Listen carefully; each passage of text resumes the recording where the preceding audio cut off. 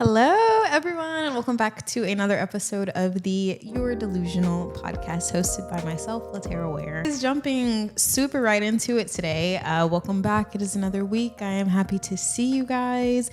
For all of my audio listeners, which is probably just my Apple listeners right now, I'm working on Spotify podcasts. I don't know what's going on. It's the same thing that's going on with Apple, where it's thinking that I'm streaming a video podcast to that platform, and I'm literally not. I hope y'all's week has been good. This week has been super good for me. Nothing too crazy going on at all. I am getting ready to host another little get together, so I'm just kind of preparing for that. And yeah, I'm trying to think of anything else that's been going on for real. I talk to you guys like weekly now, so I don't really have too much that's changing week to week. But I don't think anything's really going on. I am in the space of trying to really push out content on my Instagram and things like that. So if you are seeing this, be sure to follow me on Instagram at the LaTerra Wair. If you are not, I finished I finished this semester that I was taking, and I got a 99 or an A in the class. So that's really good. So far, I'm on a good little streak, and hopefully when I pick back up in August, it continues. This was a much needed mental break though. I didn't know how taxing mentally school is, just kind of like putting it into your regular routine and getting all that kind of stuff figured out. This is a little taxing, but I'm super glad that I am getting into that and that it's going really well. This week's topic is kind of inspired by, I was driving to work the other day and I was just in my car thinking, if I have like a 45-minute commute to work every day that I go to work, but in that time, it gives me a lot of time to think, to search the universe for my thoughts, all that kind of stuff, right? And the other day I was driving to work and I was just sitting there, and then I was thinking, and then I was just kind of thinking about the process of healing, and more so about the process of how things that I feel like I used to be so distraught over and stuff like that, or things that I would super hyper fixate on. I just don't do that anymore. And I think it's not in a morbid sense, but that part of me has just kind of passed away. It brought me to think about why this last year and a half of my life was super freaking amazing. Like I always say, of course, bad things have happened in between there and then. Overall, I just feel like it's been a pretty good streak of just good things happening for me mentally, physically, and everything like that. And I literally have just been kind of trying to contemplate and think what changed, because I've gone through a lot of changes in life, right? I think that everyone goes through a lot of changes in life and a lot of moments that you have to heal from and all this kind of stuff like that.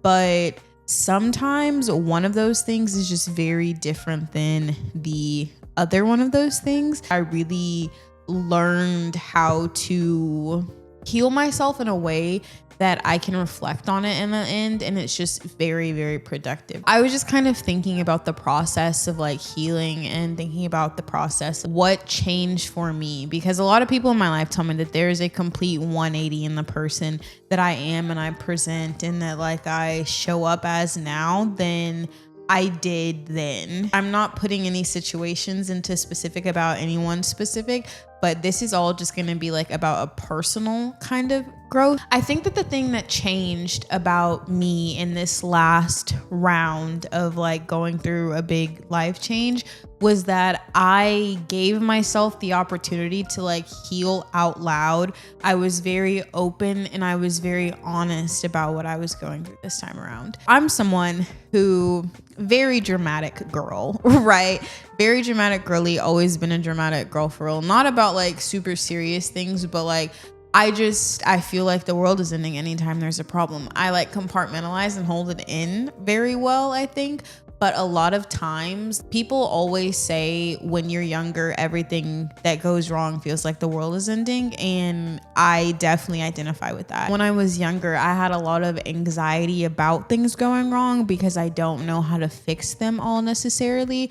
And I just feel like I need to know how to fix everything, or at least have a starting path on how to fix everything if something's going wrong, because I feel that sense of responsibility for my own life. Like, I have parents and all this kind of stuff, but I always think that like your life is your life. So at the end of the day, at least step one is knowing how you can help yourself. And when I was younger, it didn't like feel as easy necessarily, just because, you know, you have to depend on more people and all this kind of stuff to do things. But now when I have problems, like, they just don't feel like the world is ending anymore.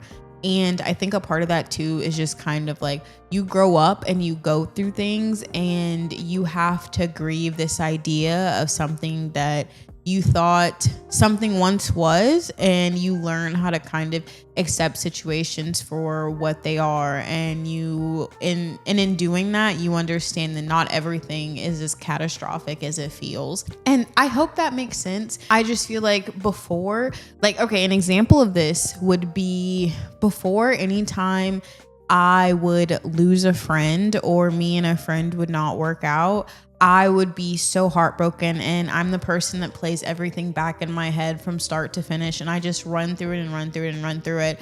And I think to myself, like, is there anything that I did wrong in this? And sure, there probably is something that I did wrong to that other person, you know? But when you also run it back, if you can be accountable and just say what you honestly did wrong and what you didn't do wrong, I think being older has taught me that sometimes two people just like, y'all's personalities don't get along, and maybe it did for that moment, but then like you guys get older and you evolve because relationships evolve, and then some friends aren't meant to be friends forever. That is not necessarily the end of the world. Just kind of stuff like that is basically what I'm saying. A part of that also is being able to have open and honest conversations. Like, a part of me healing in this last year has me really being, when I tell y'all, I get so anxious when I talk to people about anything involving my feelings that could potentially hurt their feelings. Like, I don't like to do that just because I don't like having those conversations. I think that having uncomfortable conversations is something that makes me so anxious, and I don't know why. Like, I don't know what I think is going to happen at the end of the conversation, because it's usually not that like bad. If the worst case scenario, it's so the other person starts like screaming or something, and that is what it is. You can just walk away from someone if they're just sitting here like lashing out for no reason. I've had to learn that. But just the thought of that, or that being the outcome, is something that will literally cripple me. And I will be like, and just stressed out for literally no reason. I just don't do now. Or a part of me going through this last year and a half has just taught me that I can say things to people, and I should say things to people. I should say how I feel, and not only because I owe it to them, but I do owe it to myself to be open and to be honest, and to know that like I left nothing there. There are too many times throughout my life personally, I feel as though I could not heal from a situation or grieve from a situation or learn, because there's always that, what if I would have said this in the back of my head? And because I don't know what would have happened if I would have been honest, it just makes me feel as if like, I don't know, it doesn't help me move on from that situation, because I will constantly replay it. Whereas now, if I just say exactly how I feel to someone, then it's just kind of like, well, you know what they were going to respond to that. You know what they did say. It's not a what would they have said. It is what they said. And you can move on from that situation, because there is nothing left. There's nothing left to say. And in this very moment, I'm a firm believer in saying what you have to say. I think that if you got to say something, then say it. Because if it's on your chest, it's not going to not be on your chest. And like, I think that's too often something that kept me from moving on from a lot of situations, is that like I would have something on my chest and I would just think with time it would just fade and dissipate, and that's not the case. It literally just stays there, and it lingers and I'm just like, dang, this is now eating away at me because it's something that really did upset me that I didn't say anything about, that I probably should have said something about. That's like such an important part of the process. You really do just have to speak your mind and say what's on your heart, because at the end of the day, like, that is the truth. And that's something that I had to learn. No matter how I want to spin something, or if I think that not saying something is fixing it, not saying something is not necessarily fixing it, because what you want to say is your truth. And if you do not add your truth to the situation, you are living in a lie, and you are presenting a lie to the situation. And when you present a lie to the situation, you can't really grow from that, because that is not truly what has happened. A huge part of me growing in this last year has just been that I think that I'm so unapologetically me and so unapologetically willing to say everything and anything that is on my mind, you know, within reason, definitely respectfully. And I believe it's about how you deliver something, not necessarily what you say, but it is about delivery, because sometimes I've like gone back and forth about that one. But sometimes you will say something and it will hurt another person's feeling, because if you say anything in opposition of someone, or in opposition of their morals or what they feel like they may be doing right, it does, I feel, provoke someone to be defensive. And me, that's always been the thing that has stopped me, is because I don't want to make someone feel defensive. But also sometimes my feelings, your feelings, whoever's feelings, just because you feel that way, that does not mean you were trying to attack another person intentionally. That is just how you feel. And like, that's just the truth. You know what I mean? At the end of the day. And I feel like we can't just keep not living in a truth in order to protect other people's feelings, because that's not fair to you. And when I learned that for myself, like the way I would be giving advice like this to my friend, that is what I had to learn to start doing. And when I learned that, it just became so much easier. I felt like I could breathe again for the first time in such a long time. Like, I felt like I was always so weighed down by the thought of making everyone else happy in a way, or not wanting to hurt everyone else's feelings. And with that came, like, if someone is making me feel a way, I will try and be the bigger person and suppress how I'm feeling, so it doesn't make it awkward or whatever.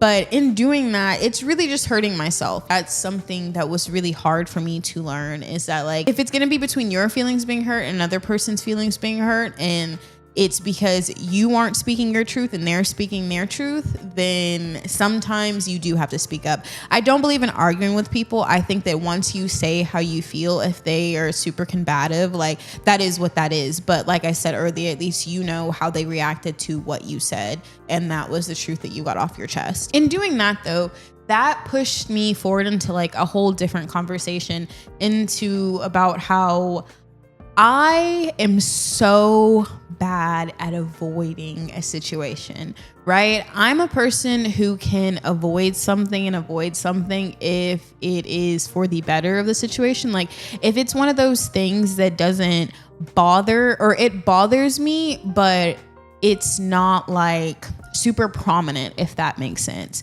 And the best way that I could put this is, I have a old band director, shout out Mr. Canfield. We were like rehearsing some piece, right, in band. And then in the piece, the front ensemble, they had this like one little part, and it was so small to what felt like the bigger picture of the piece. But he was someone who was super good at finding and hearing little itty bitty details and little itty bitty sounds that like resonate through the main sound, right? And that was the front ensemble in this case. When that happened, he kept stopping us. And everyone literally was kind of getting frustrated at this point, because we had stopped maybe 10 times.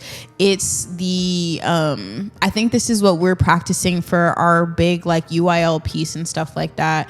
And everyone's just like, we want to go home. It's late. And I think we had like 3 run-throughs left or something. But anyway, I say all that to say, when he was talking to us, he explained how important this one little rhythmic piece was, right? And it was challenging. And he was like, everyone loves to think that it's like the big problems. I don't know exactly what he said, so I'm gonna paraphrase, but basically he said that how you sleep through a storm in the middle of the night, right? The storm is this huge chaotic thing that's happening, and it's like making all this noise or whatever, and people sleep through storms all the time like nothing's happening. If there is a gnat flying around and it just buzzes past your ear, it irks you, and it just keeps irking you and keeps irking you. And so like, it's those little itty bitty things that will slowly sit there and they'll eat away at you. And you won't feel like that because they're small things, but the small things do make up the big things. So if you don't talk about these small things and you just avoid them, you will not heal from them. I give that whole analogy to say that when I was going through this last like year and a half, it was just like the small things, right? It was all the tiny itty bitty things that I was just like, hey, this is annoying me. And I think that allowed me to heal that part of myself, to speak up when things are annoying me. And it allowed me to grow as a person, and to also see what things that are just annoying me and it's just a me thing, and what things are annoying and no, it's just annoying, like in general, you know, because there are some things that like they do just pertain to you. People do just have certain icks that they don't like and stuff like that. Finding that, it's just allowed me to grow so much as a person, because what I found before is when I don't address those small things, they don't ever necessarily get fixed, right? And so then you keep going down the road and going down the road, and then in every single situation that you're in, whether that be work, church, friendships, relationships, like parent relationships, sibling relationships, anything like that, all these small things, like next time you face them, because there will be a next time, they're like, people are very similar and everyone has similar qualities, right? And so when you come up to that again, you don't want to have the same aggression as you did, or the same anger and frustration that you did when you saw it the first time, because that's not fair. If this is a new person, you know, that's not right to go and put this previous emotion onto something else. But if I never dealt with that, then I don't know how to deal with that. All I know is how to keep avoiding it and to keep shoving it down. And then you can't do that, you know, is what I'm saying. Because eventually it just gets to this point where now you're frustrated about everything, and it all stemmed from that one little small thing that you could have spoke up about and changed. That is a super huge lesson that I think that I learned, and it really allowed me to just to be me and to heal like my inner self and to find peace in the things that were just bothering me. From that, I think that it really allowed me to like grow as a person, because it took so much stress off, and it allowed me to sit in the moment and live in the moment and live in my moment, and it made me feel okay. So moving forward, something else that I want to talk to you guys about is just kind of the process of what I call to be healing out loud. While I was trying to grow and heal myself as a person, I really had to be honest, and I had to understand that I was really scared. I know I say that I'm scared a lot, right? And like life is scary and stuff, but I think that in healing, I was very afraid to grieve certain aspects of my life and certain people that I was and versions of myself that I was, and tell myself that I have to let those go so that I can be a better person, and so that I could be a more healed version of myself, and so that I can show up that way in life and not just, you know, be going through life just upset and taking away from other people because I am this like half full version of myself. And in being that half full version of myself, it was because I was carrying around all this baggage from all these people that like, they were great parts of me, but I'm no longer those people, and I don't need to be those people. It was kind of scary for real. I always get very nervous to leave a part of myself and to move towards a new part of myself because I feel a little bit like I'm scared to move forward. I'm scared that if I move forward, there could potentially be another bad thing that happens that I have to grow and heal from. And that's just life. That's just the journey of life that I've learned. So there's no reason to be nervous or to have any anxiety about that or anything. And you have to move forward.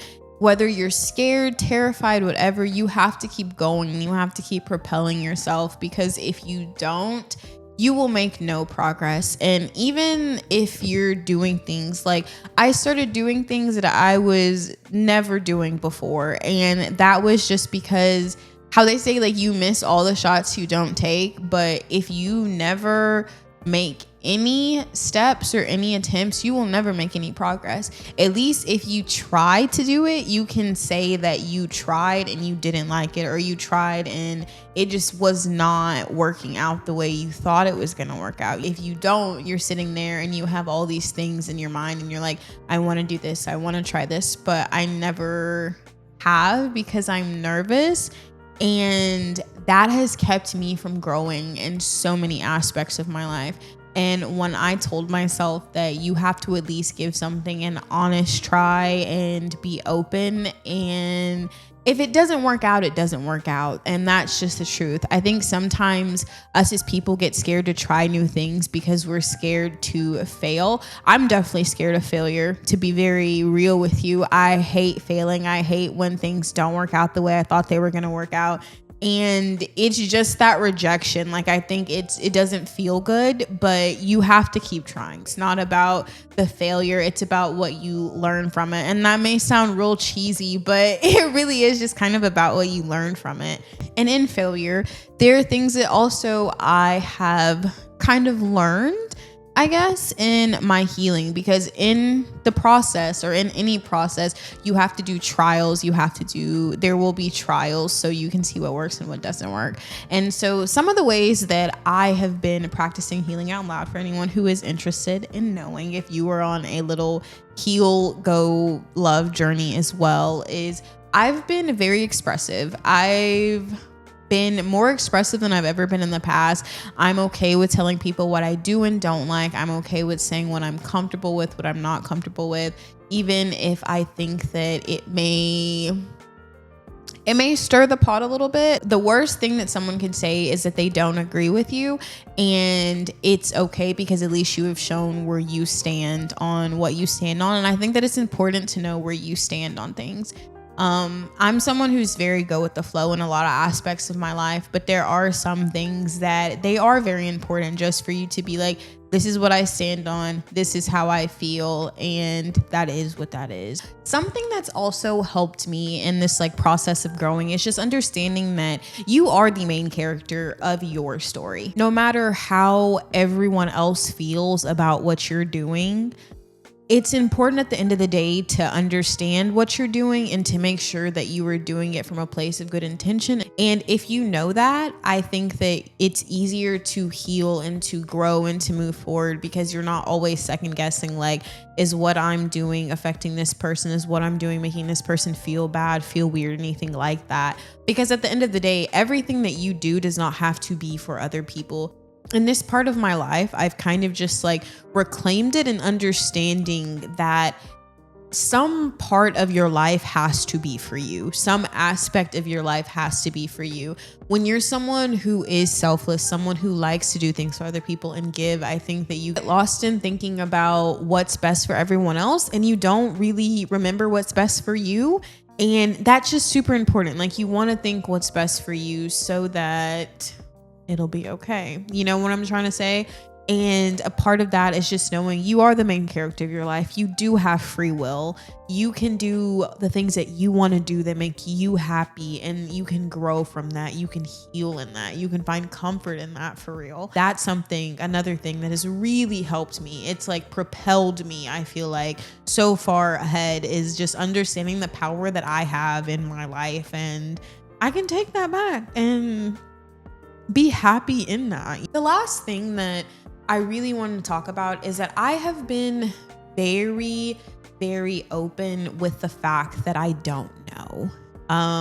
That's something that has helped me grow so much, is that I don't know everything. I literally was having a conversation about how when you grow up in a space and like you kind of leave the nest early and it feels like you're by yourself, you develop this mentality that feels like you know everything, and not necessarily because you want to, but because it's very scary to not have all the answers, to not know the truths that lie out there because you haven't experienced it yet. And a part of me growing in this last like year and a half has truly been understanding that I don't know everything. I don't have the answers to everything, and I'm not supposed to. I'm only 25. I have so much more life ahead of me, hopefully, God willing. When I'm open about the things that I don't know, it's so much easier for me to sit here and to take in the knowledge around me and to look to other people who have experience in these situations and to be humble and to like open my mind and my heart and be willing to accept that. I think too often in people's healing and growth journeys, you want to walk around and believe that you are ready to accept and to heal and to grow, but you can't really do that if you're very close-minded because you feel like you know everything and you know what's best for you. To be very true and to be very candid, you don't know what's best for you, because if you knew what was best for you, you wouldn't have made the bad decision that led you to the situation you're healing from, probably. We all have to be open. We all have to be honest and know that sometimes things are bigger than us. Sometimes the world is bigger than you. And I think that once you understand that, you can accept it and you can learn from it. And you can just be so open and willing to understand that there are so many more things that you have to learn in life. There's so many lessons that life will teach you. You have to choose what kind of lessons you want to learn. Do you want to learn the hard-headed lessons because you think you know everything? Or do you want to be open and let the lessons come gracefully? And that's not saying that they're always going to come like softly and easily, but it won't be as hard for you to understand and for you to take in because you already know that like you don't know. Not knowing is okay. It's okay to not know everything. It's okay to not have all the answers. Like, this is everyone's first go around in life. You have to understand that you will make mistakes, and it's okay to make mistakes. You are a human being. There's no one in the world who's never not made a mistake. So why would you be any different? You know, I never want to believe that I am the one outlier when it comes to things that like could happen to me, because I feel like that's just a tricky mind space to be in. And so I always love to tell myself that like I'm a person. I will go through things, I will make mistakes, and I will be okay. And I don't know everything, and that will be okay. And I will grow from it. The last couple of things are just things that I've learned throughout this last year that have helped me grow and help me move forward. And I really hope that it helps you guys grow, or maybe it kind of helps you start off figuring out where you need to grow, where you want to grow, and everything like that. Because healing is hard. Growing is hard. Growing is a responsibility in itself, and it's a daunting task, especially if you're doing it by yourself, but you're doing it for yourself, which is the most important part. And as long as you're healing and growing for you and you're willing to be open and honest, I think you'll be okay. I only say that because I think that I'm okay. I don't think that there's nothing that I've taken out of this last year and a half that I've been legitly trying to become a better person and the best version of myself that I would regret. No matter how many people I may have fallen off with or whatever, I think that everything should have happened and needed to happen exactly the way it did, because it is going to set me down the path to be the best possible version of myself. And I'm okay with that, despite the consequences that may come behind that. And I feel like once you get there, you feel okay. It feels like a sense of relief, because you know that you're kind of moving in the path that is for you. What is ordained for you and your path in this life will be ordained for you and your path in this life. If you want to be the best person of yourself, the best version of yourself, you can be the best version of yourself. And it just kind of takes healing. And sometimes that requires healing out loud. Sometimes that requires being super happy, even when people are not happy around you, because you had to make the hard choice. Just wanted to kind of share that. That's been on my mind lately. Just thinking about the last year and just thinking about what's been so different, because it does feel really different. I know I keep saying that and it's not something that I can like legit show you guys, but things do feel different. I am so at peace with understanding that there are things that I have no control over, and that I believe is growth. For me, at least, I think growth looks different for everyone, but understanding your truth and understanding your like mania, like I like to say, those are the truths that I live in personally. And yeah, so if you guys find yourself on a healing journey, or if you're going through similar situations, I would love to hear about it. Leave me a comment, shoot me a DM, all that kind of stuff. Moving forward into the episode, we are going to talk about the You're Delusional statement, or the You're Delusional statement for this episode is going to be, you cannot heal in the same places that hurt you. I completely agree. I don't even have to think about this one. I completely agree. I think that in order for two people to heal, I think in order for a person to heal, it doesn't have to be two people. I think that if you are in a situation, no matter what it may be in life, and it is hurting you, the only way for you to heal from that is to detach, so you can form a part of yourself without that. If you don't, there will always be this like part of yourself with this thing in it. For example, I'm gonna just use the basic human body. If you get a splinter lodged into your finger, the splinter will sit into your skin, and that's what we're going to call the thing that hurt you. It's going to sit in the whole piece of you, and you can build around it, right? But in you building around this thing, the splinter is still in that thing. So you need that, or you cannot grow. Like, you cannot be whole. Your skin, your finger will just close up around it. For you to be happy again, you have to remove that thing, so the space that it's taking up, your body can heal and close. I hope that makes sense, but that's kind of just the way that I think about it. You need to separate from the things that hurt you. You need to realign, and you need to grow without them. You can't really heal in a place that you were hurt, I feel, because you're always going to be reminded of the thing that hurt you. It's not necessarily healing. I think that if you're always reminded of this and you never have time to sit there and get over it and grieve and imagine your life without it, it's not too helpful. I don't really think that you can grieve, or I don't think that you can heal in the same place that hurt you, or be healed by the same people that hurt you. Even in that type of situation, I think that has to come from yourself and from different changes of scenery and environments. And yeah, moving forward into the What We Watchin' segment. What We Watchin' is me basically just yapping to you guys about all the TV and movies that I watch, because that's what I do with my free time. Today on the What We Watchin', I have recently watched and finished the last episode of American Horror Story Stories. The like kind of sitcom-y one that came after. I think it's super good. If you like American Horror Story, it's a fun little spin-off type of situation that kind of revolves in that same universe. There's not really any, I believe, of the same characters that there were in like the main kind of storyline. I think this Halloween, I'm going to watch the whole American Horror Story seasons over again. My favorite season of American Horror Story is season 3, the original American Horror Story I'm talking about. Season 3, Coven. It's just something about the witchiness, the voodoo, the Angela Bassett. I love her. She's a baddie. That's what I've been watching lately, is the American Horror Story stories. Let me know what you guys have been watching. Drop it in the comments. Drop it in the DMs. Thank you guys so much for tuning in with me on another week of the Your Delusional podcast. Be sure to rate our show if you are listening to our audio version on Spotify and Apple Podcasts. And if you are a watcher, please be sure to like, comment, and subscribe to the channel. If you guys want to stay up to date with anything that is changing, any new questions, anything like that happening with the podcast, be sure to follow our production company at LT Legacy Productions. And with all that being said, I will see you guys next week. Bye. The Your Delusional podcast is produced by LT Legacy Productions and hosted by LaTerra Wair.